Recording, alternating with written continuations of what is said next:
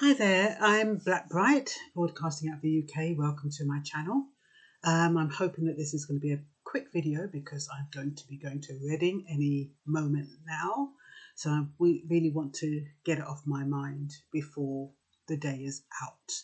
So basically, if you first time you're passing through, you can always like, subscribe, share, integrate with my subscribers, leave comments, all that kind of stuff. And I hope this video finds you in extreme peace, a sense of peace, in a sense of goodwill, and in a sense of health.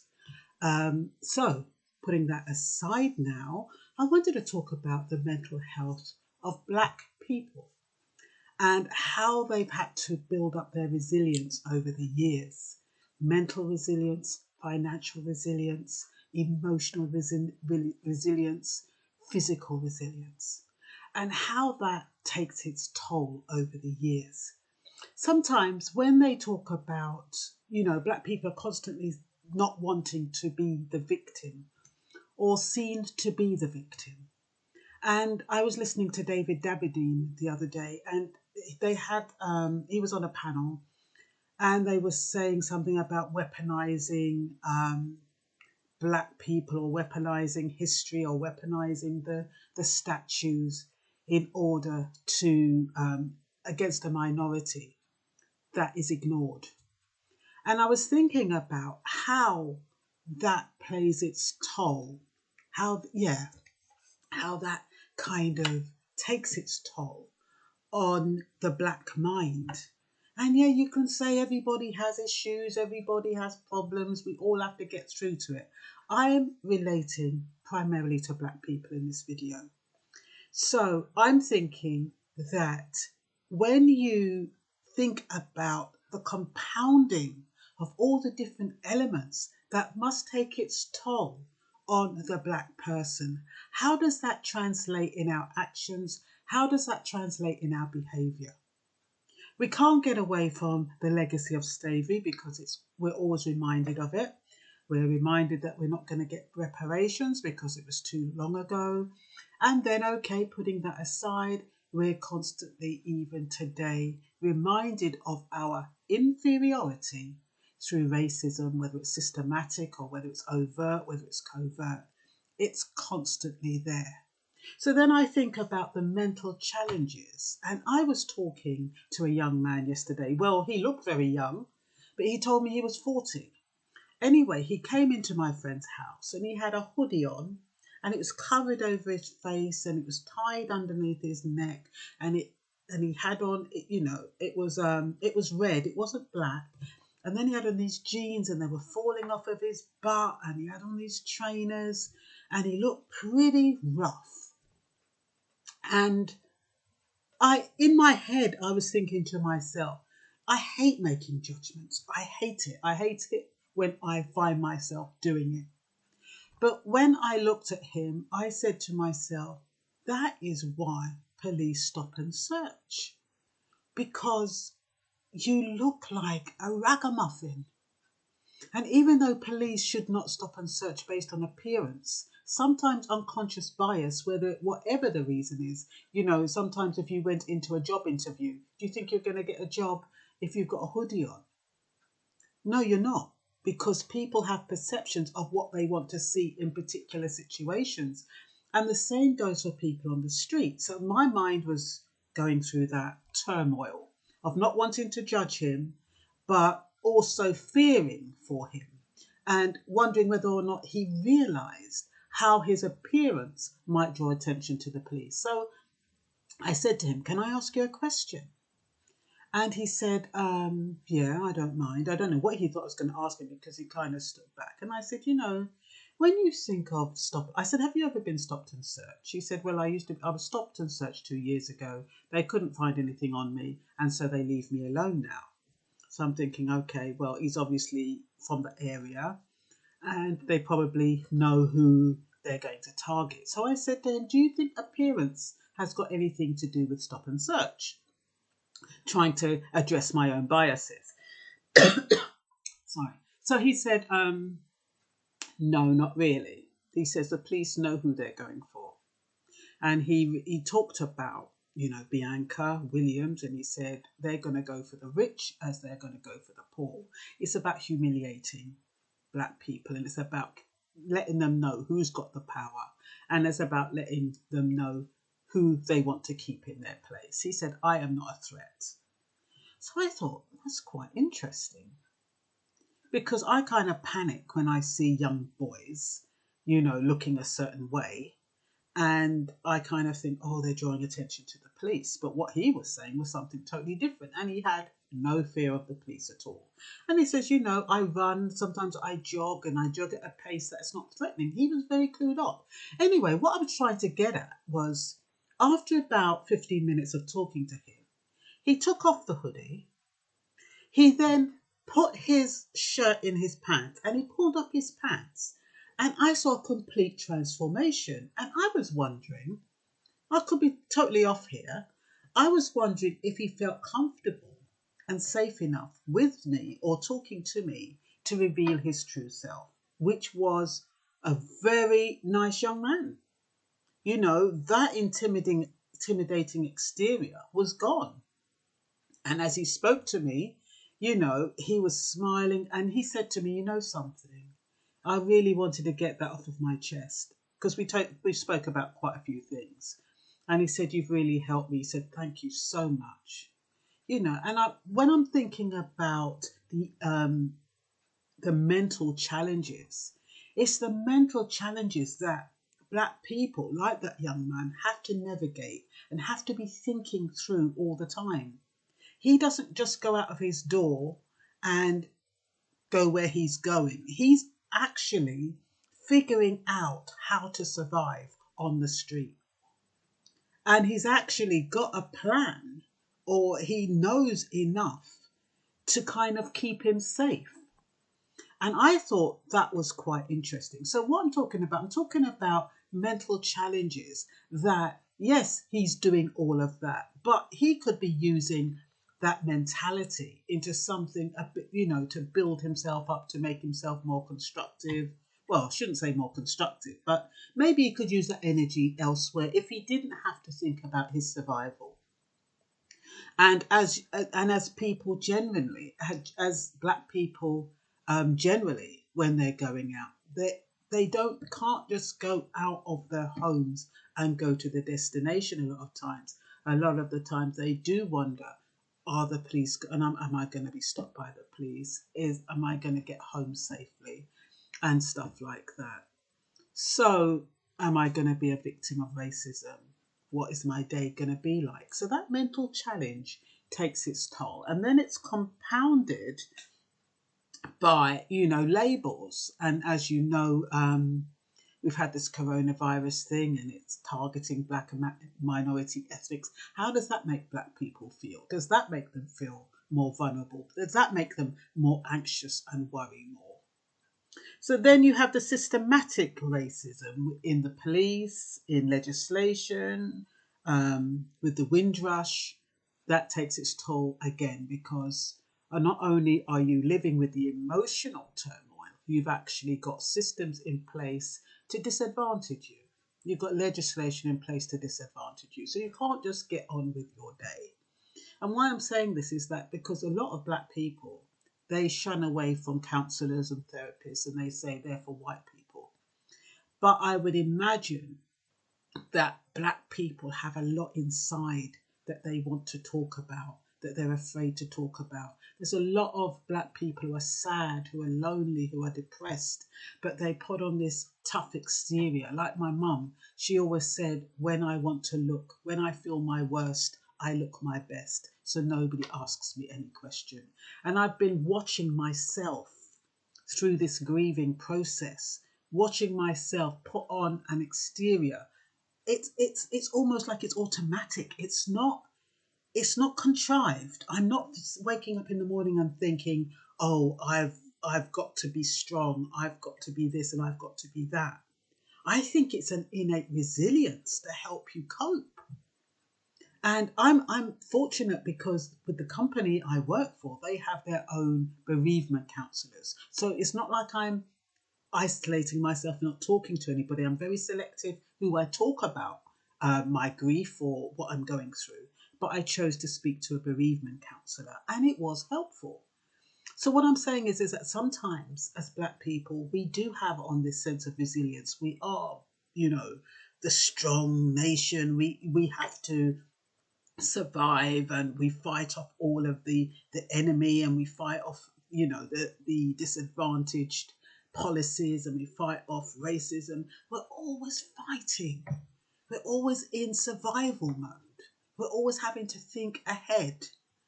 And that takes its toll on your mind and your sense of well-being in the long run, depending on how you're made up.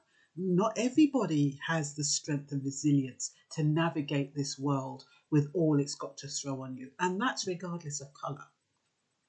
So, and then we have emotional challenges, dealing with the untimely and premature death of loved ones. We don't really expect it. And so that is, like I was talking about, the grief process. So you have that on top of all the other things you're going through. So you're dealing with your grief, and then you're dealing with being at work and being unfairly treated, or you're dealing with grief, and then you get stopped by the police and they can't find anything on you, and you know that you have to keep your lips shut. You know, you can't speak your truth. You can't be yourself. You know, I've watched the Police Interceptors on the TV. I love watching those programs, and I can't believe what white people get away with talking to the police, how they challenge the police, how they speak to them totally disrespectfully. And the police are like, oh, you just get in the car, mate, just keep quiet, keep your mouth shut. That was a Black person challenging the police in that way. Their head would have been knocked off long time. So not only do we have to curtail ourselves and confine ourselves and hold ourselves down and our true emotions down, which is probably why we take it out on each other, because the people who would like to take it out on, there are consequences.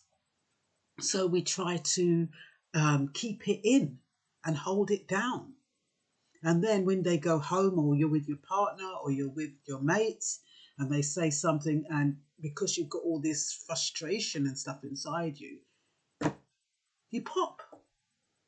So all I'm saying is about the compounding of all these issues, how it affects your mentality, and how you can't just keep trying to hold it down, keep trying to manage it. You do need to release it. You don't necessarily have to speak to a therapist or a counsellor. You can actually write about it. And would you believe just the process of writing can get it out of your system? Would you believe just the process of talking it out, even if you're not talking to anybody? Sometimes you might want to, your phones have a recording facility. You just press record and you talk. And you can say anything you want uncensored, because it's you and your phone. But you get it out. All the hurt, all the hatred, all the betrayal, you get it out of your system so that you become a healthy human being again. Because if you keep it in and you can't get it out, and you're constantly scared of the repercussions, you're going to be a very fragile human being. And that's why people get cancer. People get cancer not so much, yes, it is hereditary a lot of the time, but it's exacerbated due to stress and not getting it off of your chest. Not getting all those things that hurt you, that you're angry about, that you're frustrated about, that you have resentment for, that you have jealous, envy, all of the 7 sins that, just remain inside, and you're unable to get it out because you're afraid of what people might think of you. Speak it out on a recording. Then you can delete the recording, but you've got it out. What else is there? What time is it? Okay, I'm doing good, I think. 14 minutes. Okay, okay, I've said that. Yes, so once you've got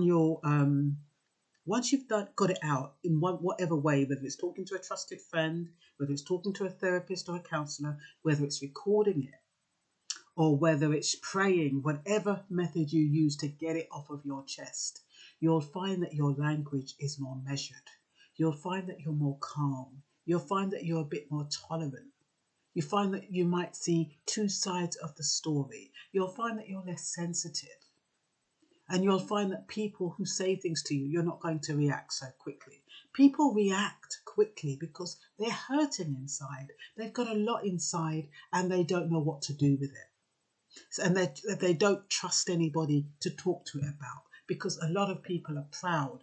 Black people, they have a sense of pride, so they don't want anybody saying, oh, you know, that. And they also have a negative self-image. Sometimes they don't believe that people around them have their best interest at heart. So they think that if they open up to them, they're going to use it against them. So hence, they keep it inside.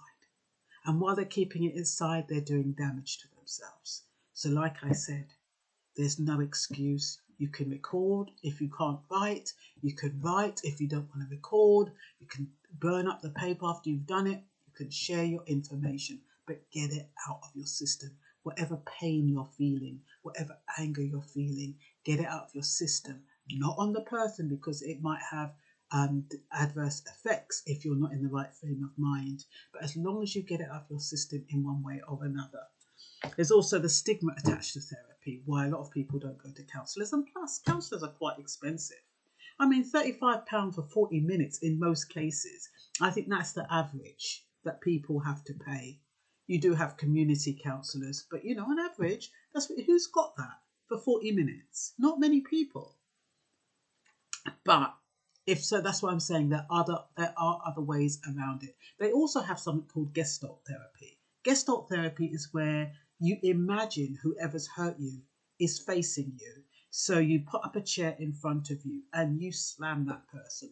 You let that person, imaginary person, they're on the chair, you're visualizing them on the chair, and you let them have it. You let them have it. Everything you've wanted to say to that individual, you let them have it. And if you want to take up a pillow and kick it and thump it and do whatever you want with it, you can do that. But you're getting rid of all that negative energy. So, it's okay to admit that I'm anxious, I'm sad, I'm frightened, I feel alone, I'm scared. And even if people don't respond the way you want them to, it's okay. Don't take it personally. Sometimes you open up your heart to someone and you see them make a face, or you see them do something, and inside you're boiling because you're saying they're taking the piss out of me, or they're not taking me seriously, or, you know, they're glad they've got this over me. Don't worry about their reaction. Think about yourself. Yourself is who is important here in this particular situation. Some people don't even know how to handle problems. Sometimes you're telling somebody a problem, they don't even know what to do with it. It's like if you tell somebody, I was very selective who I told that my mother had died, because some people can't handle it. They don't know what to do. They don't know what to say. They think that they've got to say something. But sometimes you're sharing so they can understand why you might be distant, why you might become introverted, why you might not be smiling as much as you do, why you might not be running jokes. So really, you're sharing that information for yourself, especially if you have to deal with people. It's so that they can understand you a little bit better. And new record. Done that. So yeah, and the financial aspect. Okay, the financial is affecting everybody regardless of colour. But when I'm thinking of the financial, I'm thinking about the hostile environment policy, which has inhibited blacks from surviving. It's taken away their basic needs. A lot of the black people from the Windrush who are legally in this country have had to go underground because they don't have their paperwork, even though they are legal. The government knows they are legal, but they've had to go underground. They can't get benefits. They can't go to the doctor. They can't do anything. Can't get a job. And so they are being financially disadvantaged. And, you know, so all I'm saying is that all of these things that are happening to each and every one of us, you know, first time you could go to any house and you could get a job. Can I clean your windows? Can I do your garden? You know, can I paint your house? Can I lay your carpet? And you could make a few bucks. Now they've instilled, the media instilled the fear of God in everybody. Nobody wants a stranger in their house. To compound it, we've got the coronavirus. Everybody's keeping their distance. So how are these people who are disadvantaged supposed to make a living? They can't. So all I'm saying to you peeps, especially my black peeps, just try and not be too strong. Try to get out whatever's hurting you. Try to get out how you feel disadvantaged, or how you feel betrayed, or what's making you feel resentful, why you feel alone, why you feel sad, why you feel depressed, why you feel angry, why you feel anxious. Just get it out in whichever way, out of the ways I've told you. You can record on your phone, delete it afterwards. You can do the Gestalt therapy. Imagine the person who's hurt you in a chair and just effing blind and do whatever you want to that person. Say whatever you want without worrying about the repercussions. You can see a therapist or a counsellor, as they call them in the UK, or you can write it down. Write it down as you can. If you can sing, you can even make a song. But you can write it down in the form of a book, or maybe just thoughts. It could be, you can write it down, you can even do a poem, whatever is your thing, whatever you feel comfortable with. There is a way of getting it out of your system so it doesn't destroy your mental health. And that's all I've got to say for now. Have a blessed day. Bye-bye.